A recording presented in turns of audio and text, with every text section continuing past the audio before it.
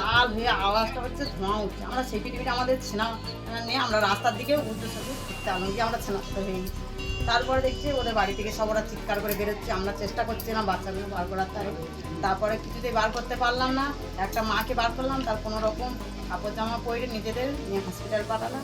তারপরে আমরা কিছু বলতে পারবো যে কি হলো না হলো। আপনারা তখন খাচ্ছিলেন না, আমরা গালে তুলিনি তো, খেতে বসেছিলেন? সবে খেতে বসেছি, তরকারিতে ভাত মাখিয়েছি, ওরকম দেখে আমরা সেই অবস্থায় চলে গেছি। কবে থেকে এটা বাজি ব্যবসা করতে? এটা 5-6 বছর। 10-15 বছর বলছে। আমি জানি না, আমার তো বিয়ে হয়েছে। হ্যাঁ, হ্যাঁ মানে অনেকদিন ধরে করছি। মানে আপনি বিয়ের পর থেকে এসে দেখছেন যে বাজি ব্যবসা হ্যাঁ, করে? হ্যাঁ। আপনার কত বছর বিয়ে হয়েছে? আমার এই 13 বছর। আচ্ছা, এই পাশেই কি বাজি ব্যবসা করতো? আপনারা কখনো কেউ প্রতিবাদ করেননি? বা আপনাদের ভয় করতো না?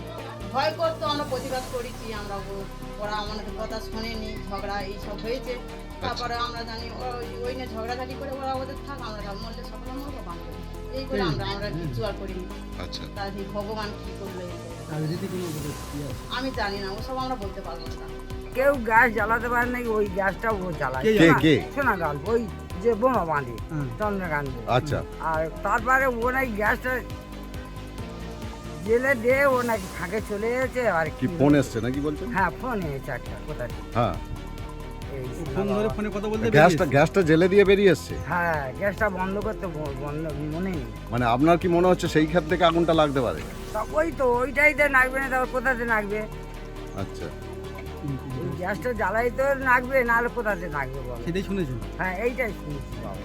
হ্যাঁ হ্যাঁ হ্যাঁ ভাত খেয়ে সবে খাটে উঠেছি। হ্যাঁ, আর আমার নাতনিদের বলতেছি, যখন ওই সারাটা হচ্ছে তখন আমি বলতেছি, বলি মা টিভিটা বন্ধ কর না, আকাশে বজ্রাঘাত পড়তেছে রে, টিভিটা এখনো পুড়ে যাবে। এত জোরে আওয়াজ হচ্ছিল? ও বাবা, ঘর বাড়ি কাঁপতেছে রে বাবা, এরম বললে বিশ্বাস করি, আচ্ছা, এরকম কাঁপতেছে। তখন ওর নাতনি বলতেছে, হ্যাঁ তুমি ঘুমাও তো, তুমি খালি আকাশে ডাকতেছে, এক্ষুনি আকাশ ভালো।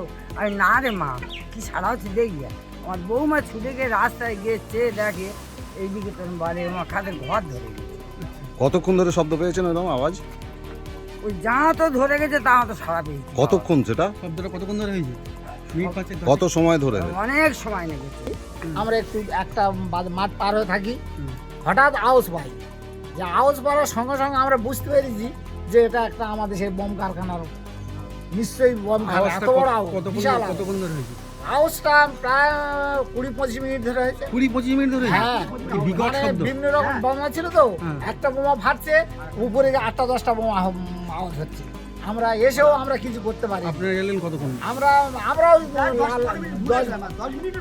আমরা এই তো কাজে ওই আপনারাই কি নিভালেন? আগুন নিভালেন আপনারাই? হ্যাঁ, আমরাই আগুন লেবালাম। বাড়িটা তৈরি ছিল কোথায়? হ্যাঁ? বাড়িটা তৈরি ছিল এখানে? বাজি না, ওই ঘরের ভিতর, ঘর কোনটা?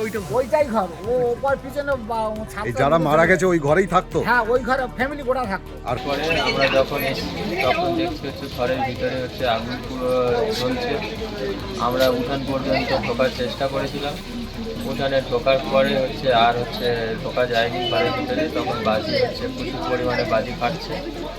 তারপরে হচ্ছে ওনার হচ্ছে যে শ্বশুর, যিনি হচ্ছে বাইরে ছিল, যিনি হচ্ছে মেন গার্জেন, কি নাম? বাবা অরবিন্দ বণিক। আচ্ছা, উনি বাইরে ছিল, উনি হচ্ছে ওই দুটো বৌমার ছেলেকে আর বৌমাকে বাঁচানোর জন্য ঘরে ভিতরে ঢুকেছিল, ঢুকে আর হচ্ছে বার হতে পারেনি, উনি হচ্ছে ভিতরে মারা গেছে। ব্যবসাটা কার ছিল? ব্যবসা ছিল হচ্ছে চন্দ্রকান্ত বণিক। চন্দ্রকান্ত বণিক আর তুষার বণিক দুই ভাইয়ের ব্যবসা ছিল নাকি না শুধু চন্দ্রকান্ত? চন্দ্রকান্ত বণিকই ব্যবসা করতে পারে, ভাই থাকে সাথে। আচ্ছা, এখানে কি বাইরের লেবাররাও কাজ করতো না সব বাড়ির লেবাররা? বাড়ির লোকজন কাজ করতো বাড়িতে? বাইরের লেবারও কাজ করতো সেটা কি এই বাড়ির মধ্যে করতো? না, ওই গোডাউনে কাজ করতো। এইটাই কারখানায়? আর বাড়ির মধ্যে কি বাজি তৈরি হতো?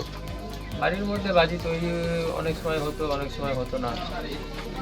কারখানা থেকে তৈরি হয়ে বাড়িতে হচ্ছে অনেক মজুদ থাকতো। প্রায় একই পরিবারের প্রায় 8 জন একসঙ্গে মারা যাওয়ার মতো মর্মান্তিক ঘটনা।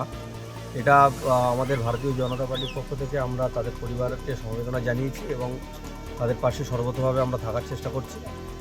আর তার থেকে বড় কথা, এলাকার মানুষ যেভাবে আতঙ্কিত ঘটনাটা নিয়ে, এখনও পর্যন্ত আপনারা দেখেছেন যে মানে বোমা বারুদ থেকে শুরু করে মেটেরিয়ালস পড়ে রয়েছে, তা মিনিমাম সেই জায়গাটুকু ব্যারিকেডও পুলিশ করেনি। পুলিশ এবং প্রশাসনের প্রত্যক্ষ মদতে এই যে কারখানাটা চলছিল সেটা একেবারে স্পষ্ট হয়ে গেছে। আজকেও তাদের যে নিষ্ক্রিয়তা সেটা কিন্তু চোখে পড়ার মতো। গোটা পশ্চিমবঙ্গ যে বারুদের স্তূপে আছে, বিরোধী দল হিসেবে আমরা বারবার বলে এসেছি, সেটা আরেকবার প্রমাণিত হলো এই পাথর প্রতিমা।